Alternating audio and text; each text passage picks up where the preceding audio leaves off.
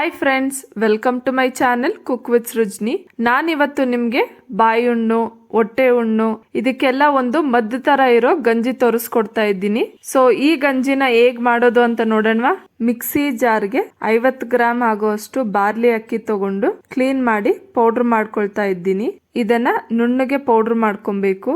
ಈ ಗಂಜಿ ಕುಡಿಯೋದ್ರಿಂದ ಹೊಟ್ಟೆನಲ್ಲಿ ಉರಿ, ಹೊಟ್ಟೆನಲ್ಲಿ ಸಂಕಟ ಇದ್ರೆ, ಉರಿ ಮೂತ್ರದವರು, ಮತ್ತೆ ಕಣ್ಣುರಿ, ಅಂಗೈಯಂಗಾಲುರಿ, ಮತ್ತೆ ಮಲಬದ್ಧತೆ ಇದಕ್ಕೆಲ್ಲ ಈ ಗಂಜಿ ಒಂದೊಳ್ಳೆ ಪರಿಹಾರ.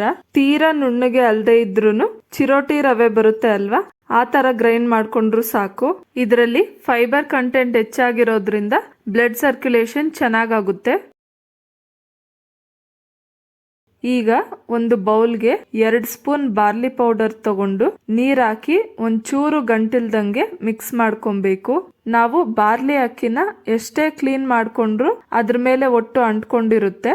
ಪೌಡ್ರನ್ನ ನೀರಲ್ಲಿ ಮಿಕ್ಸ್ ಮಾಡಿದಾಗ ಆ ಒಟ್ಟೆಲ್ಲ ಮೇಲೆ ತೇಲ್ತಾ ಇರುತ್ತೆ. ನಾವ್ ಅದನ್ನ ಶೋಧಿಸ್ಕೊಬೇಕು. ಈ ರೀತಿ ಇನ್ನೂ ಒಂದ್ಸರಿ ಅದೇ ನೀರ್ ಹಾಕೊಂಡು ಮತ್ತೆ ಶೋಧಿಸ್ಕೊಂಡು ಇಟ್ಕೊಬೇಕು.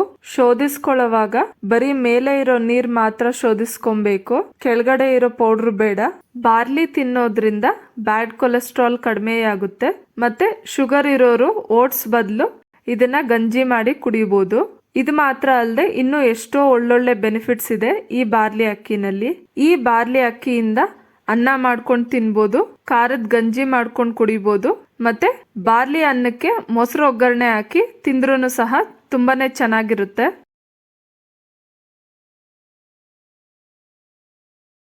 ನಾನಿಲ್ಲಿ ಒಂದು ಪಾತ್ರೆಗೆ 1.5 ಗ್ಲಾಸ್ ನೀರ್ ಹಾಕೊಂಡು ಸ್ಟವ್ ಹಚ್ಚಿ ಟೇಸ್ಟ್ಗೆ ಚಿಟಿಕೆ ಉಪ್ಪು ಹಾಕಿ ನೀರ್ ಕಾಯಿಸ್ಕೊಳ್ತಾ ಇದ್ದೀನಿ.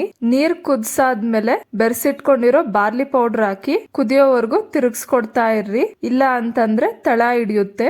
ಇದನ್ನ ಒಂದ್ 10 ನಿಮಿಷ ಬೇಯಿಸ್ಕೊಬೇಕು. ನಾವು 1.5 ಗ್ಲಾಸ್ ನೀರು ಮತ್ತೆ ಪೌಡರ್ ಬೆರೆಸಿಟ್ಕೊಂಡಿರೋದು ಮತ್ತೆ ಅದ್ರ ಜೊತೆಗೆ ಹಾಲು ಕೂಡ ಹಾಕೊಂಡ್ರೆ 2 ಗ್ಲಾಸ್ ಗಂಜಿ ಆಗುತ್ತೆ.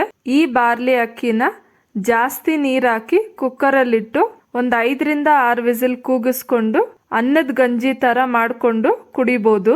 ಆದ್ರೆ ನಾನಿಲ್ಲಿ ಪೌಡರ್ ಮಾಡ್ಕೊಂಡು ಈ ತರ ಗಂಜಿ ಮಾಡ್ತಾ ಇದ್ದೀನಿ. ಈ ಗಂಜಿಗೆ ಬೇಕಿದ್ರೆ ಹಾಲು ಸಕ್ಕರೆ ಹಾಕೊಂಡು ಕುಡಿಬಹುದು, ಇಲ್ಲ ಅಂತಂದ್ರೆ ಹಾಗೆ ಉಪ್ಪಾಕಿನೂ ಸಹ ಕುಡಿಬಹುದು. ಹಾಲು ಮತ್ತೆ ಸಕ್ಕರೆ ಹಾಕೊಳ್ಳೋದ್ರಿಂದ ಒಳ್ಳೆ ಪಾಯಸದ ತರಾನೇ ರುಚಿಯಾಗಿರುತ್ತೆ. ಒಂದ್ ವೇಳೆ ಸಕ್ಕರೆ ಬೇಡ ಅನ್ನೋರು ಹಾಗೆ ಹಾಲು ಮತ್ತೆ ಉಪ್ಪಾಕಿನೂ ಸಹ ಕುಡಿಬಹುದು. ಕೋಲ್ಡ್ ಬಾಡಿ ಇರೋರಿಗೆ ಈ ಗಂಜಿ ಬೇಗನೆ ತಂಪಾಗುತ್ತೆ, ಹಾಗಾಗಿ ಒಬ್ಬೊಬ್ರಿಗೆ ಕೆಮ್ಮು ಶುರುವಾಗುತ್ತೆ.